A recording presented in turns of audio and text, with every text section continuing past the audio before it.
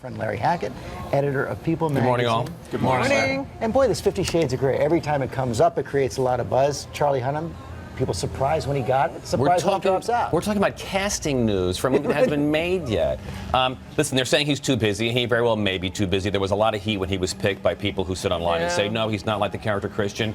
It seems to me this has worked out for everybody. If the people who are making the movie want a mulligan, they got one if they want to cast somebody else. Charlie Hunnam, 2 months ago, who? Now everyone knows who Charlie Hunnam is. Maybe how does this work great behind for the everyone. scenes on something like this? I think something like that. I mean, I don't think, frankly, the studio says no to somebody. Once they pick them, they pick them. But maybe he got busy. Maybe somebody said to him, listen, this role that you were going to take because it was going to make your career because no one knew who you were, well, they all know who you were now, so you don't need to do it. I'm totally speculating. But maybe, you know, at the end of the day, maybe he used to bit. But it does make sense. How about the female lead? Does that change at all because now this has changed? It hasn't yet. You know, give it time. Yeah. Maybe that'll change too.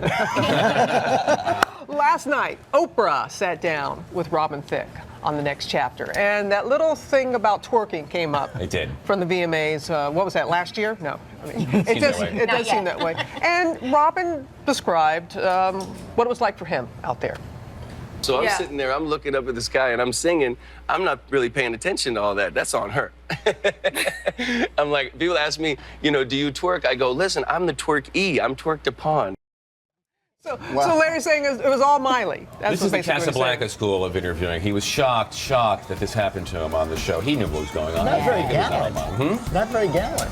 No, I don't think so, actually. But he is on Oprah. So again, you know, had that not happened, he would not be on Oprah last night. So this is why. But she said they rehearsed the whole thing. Yeah. Right, they rehearsed the whole thing. This is a nationally televised award show. It doesn't happen by accident. No, they have things called rehearsals during the day. Well, you mean to suggest there was a plan and a strategy there, Larry? Really? It's up to you if you can say that I couldn't possibly. Just have breakfast shows discussing it. No less. That you dare you say? Dare you say? Larry. Again, it worked out for everybody. Also, Kelly Clarkson, Larry, on the show last week. What a wonderful, wonderful woman she is. Happily there with Brandon Blackstock, fiance. Yep. We're calling it baby fever. It sounds much more like a baby demand. It really does. December, yeah, we're going to get married. They're going to get married in the next couple of weeks or months, we know.